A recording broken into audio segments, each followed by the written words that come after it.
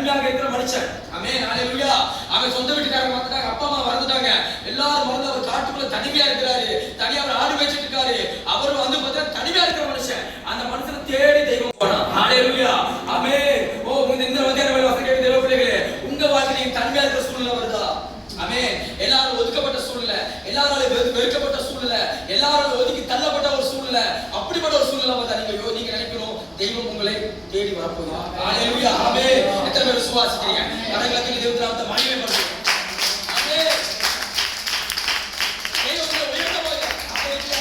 நீங்க நினைக்கலாம் எல்லாம் வெறுத்தாங்க, எல்லாம் மறந்தாங்க, எல்லாம் ஒதுக்கிட்டாங்க, நான் தனியா இருக்கேன், எனக்கு யாருமே கிடையாது, எனக்கு நினைக்க யாரும் கிடையாது, என்னை விசாரிக்க யாரும் கிடையாது, நான் தனிமையான சூழ்நிலைக்கு நினைக்கலாம். ஆனா உங்களை விசாரிக்க ஒருவர், உங்களை நேசிக்க ஒருவர் உங்களை தேடி வந்து கொண்டே இருக்கிறார். ஹalleluya. ஆமென். ஓ அவர் தனியா காட்டுக்குள்ள இருந்தாரு, அவரை வந்து அபிஷேகம் பண்ண நாட்டுக்குள்ள இருந்த சவுல், நாட்டுக்குள்ள இருந்த சாமுவேல் தீர்க்கதரிசி போனார்.